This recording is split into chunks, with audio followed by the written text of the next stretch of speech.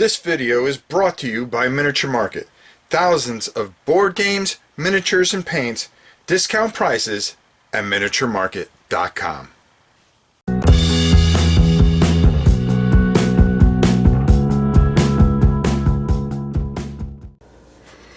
Welcome to this week's War and Pieces.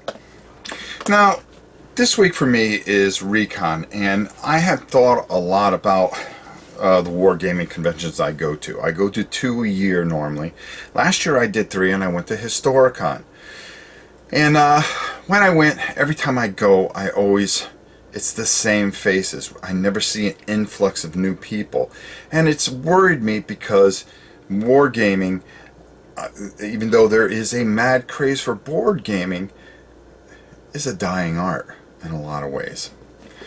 And I was going through, and I have a few favorites that I enjoy to watch, and one of mine is Stuka Joe, and I also like Napoleon's Triumph war game. Oh, there's a whole bunch of them out there, and they're good people. Calente, and a few others. But Joe had been gone for a little while, and he came back and he did one of my favorite games, which is Old School Tactical. He did Volume 2. Now, I have every volume that you can imagine because I do love, I love Mark Walker's games. I think they're just superb, and for me, it's a joy. I'm just going to put this down to play these games. And I watched his video as he was doing an instructional video, and it was at that moment that I realized that we do have hope. Because if you saw the passion that Joe showed, Stuka, maybe I'm being too offensive by calling him by his last name. Is Joe his last name? No, I'm kidding. But anyways, the point I'm trying to make, in all seriousness, is there was a passion there. And it's the same passion that I feel. Could I ever do a video the way Joe does? No, I doubt it. I mean, as thorough as he was. And if you want to learn OST, I mean, that is a video that I'm going to say that is the benchmark for learning OST. Volume 2, Volume 1, doesn't matter. Fantastic job, but I heard it in his voice. And I hear it in other sites' voice. And I'm not afraid to sit here and even though I have my own war segments, and say, oh God, well, I'm not going to promote any other channel. The point of this is if we all just reach out, and we reach out to that new crowd, and all these excited board gamers and people that are wanting to expand their horizons. Maybe they can own, maybe they're tired of playing, oh God, there's so many types of them. Terror in Meeple City, those types of games, Small World, and things like that, where they're tired of those mechanics, and they want to challenge themselves. And what's wargaming really about? Well, number one, it's learning strategic movement. It's learning about history. It's learning about our past and maybe learning from it and seeing if you can change history. Learning how certain units were maybe holed or pigeonholed and with no supplies in the middle of the dead of winter. Or antiquities, the bravery of just taking a spear and facing an insurmountable odd. It's these things that you learn, that you understand, and maybe learning from the past, you can correct the future in a lot of ways.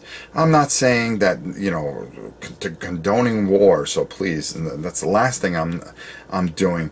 But people have played games against each other since the beginning of time, when they just would carve chess pieces out of rocks. And that's what these games are. They are battles in which that you are taking these armies, whether they're faceless or things from the past, and challenging each other. Learning new strategies, building strategies. It's an amazing concept, and it's something that the old group tries to keep to themselves, and at times are very passionate about, because it's their game, it's what they grew up with, and they don't want to show it to anybody else because they just feel, you know, it's kind of like that indie band back in the day where you were the biggest fan of them, but the minute they had a hit song, you didn't like them anymore because it wasn't your band anymore, it was everybody's. And I think that's what some of the older war gamers get. They get that feeling of just holding on to it. But then I see people like Joe and others who just open their doors and say, look at this. You guys need to see this. And they're not talking just to the old war gamers because of a game that just might come out. They're reaching out to everybody, and you hear it in their voice, and you hear it in the passion and the execution in which they explain these games. Follow these channels.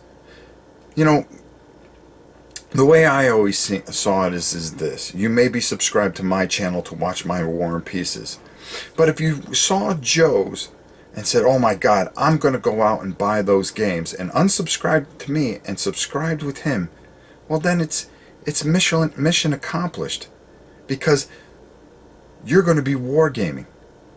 Okay, and this isn't going to die, and companies aren't going to lose faith, and they're going to keep making these games, and they're going to keep making them better. Believe me, as technology progresses, these games are only going to get better and better and better.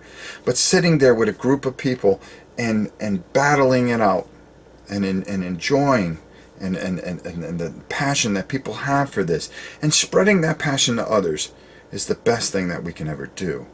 I was inspired by the videos I saw, and it just made me think, you know, maybe there's hope. And that's why, you know, when I go to Recon this week, you know, I'm going to film a lot of this stuff, and I'm going to bring it back and show it to you guys. So maybe you guys are the next generation, the next ones to take the torch and keep this thing's going on. It's been going on for a lot of years now. It's been going on since the days of H.G. Wells, so almost 100 years. You know, real board gaming didn't start till like the 60s, when that really kind of took off, all the way through the 70s and partially the 80s. And then we had that big die-off period. But now it's starting to come back, and the conventions are getting a little bit bigger.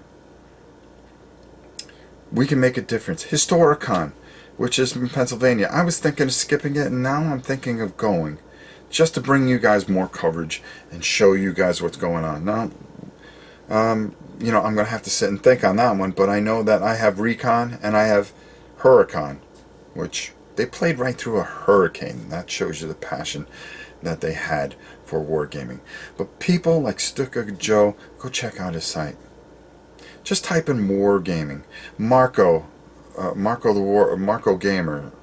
I think that's the name. Oh, I hope I'm not butchering it. Marco the Wargamer. He does another great job where he breaks down. He does other board games as well, but he's another one that sits there and talks to you and tells you what he thinks about these games, and gives you an idea and pulls you in. And that's what it's about. It's making this information available to all of you, so you all see it. I'm always going to do War and Pieces. It's one of my favorite things to do, and I enjoy doing it. I enjoy doing it for you guys. But there's a world out there, a great world out there, and being inspired by seeing some of the work of some of the greats that are out there. I really encourage you to check them out as well. So, for this week's War and Pieces, I'm Rob Warren. I hope you all have a wonderful week, and we'll see you soon.